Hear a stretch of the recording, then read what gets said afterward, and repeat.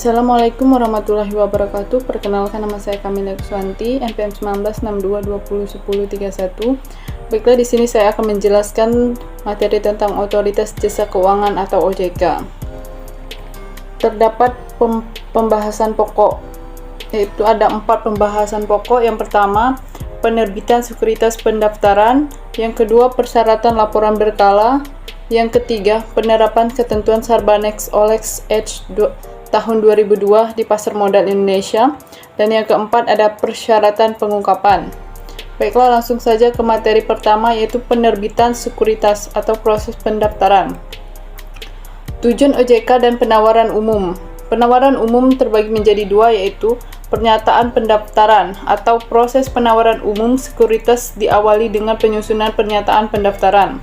Yang kedua, kewajiban hukum akuntan dalam proses pendaftaran. Akuntan memainkan peran penting dalam penyusunan pernyataan pendaftaran. Menurut aturan Bapepam LK nomor 9.J.5, akuntan bertanggung jawab atas kesalahan informasi material maupun informasi yang salah sebelum tanggal efektif pernyataan pendaftaran tersebut. Baiklah, materi yang kedua yaitu persyaratan laporan berkala. Undang-Undang Pasar Modal tahun 1905 mengatur perdagangan sekuritas dan membebankan persyaratan pelaporan pada perusahaan yang melakukan perdagangan efek di bursa saham. Peraturan yang dikeluarkan Bapepam LK nomor 10.K.6 mengharuskan emiten atau perusahaan publik untuk menyerahkan laporan tahunan secara teratur kepada OJK pada akhir bulan keempat setelah akhir tahun fiskal perusahaan. Berikut laporan tahunan perusahaan harus terdiri dari 1. Ikhtisar keuangan. 2. Laporan Dewan Komisaris. 3. Laporan direksi. 4. Profil perusahaan. 5. Analisis dan diskusi manajemen. 6. Tata kelola perusahaan. 7. Pernyataan pertanggungjawaban pihak direksi atas laporan keuangan. 8. Laporan keuangan yang telah diaudit. 9. Tanda tangan direksi dan Dewan Komisaris.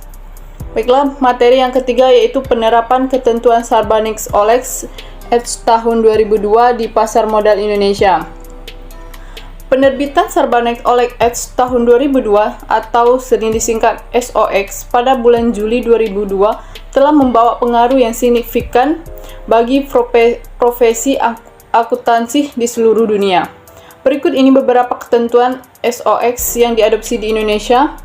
Yang pertama ada Dewan Pengawas Perusahaan Akuntan Publik atau Public Company Accounting Oversight Board atau PCAOB. Yang kedua yaitu Auditor Independen. Yang ketiga yaitu Tanggung Jawab Perusahaan. Yang keempat ada peningkatan pengungkapan keuangan. Baiklah, materi yang terakhir yaitu persyaratan pengungkapan. Analisis dan diskusi manajemen. Analisis dan diskusi manajemen dari kondisi keuangan perusahaan dan hasil kinerja operasi adalah bagian dari informasi dasar yang diperlukan dalam semua pengajuan yang diberikan kepada OJK. OJK telah mengambil peran dalam persyaratan manajemen untuk menganalisis dan membahas laporan keuangan bagi investor. Dan diskusi ini sering mencakup 4 atau lebih halaman dari laporan tahunan.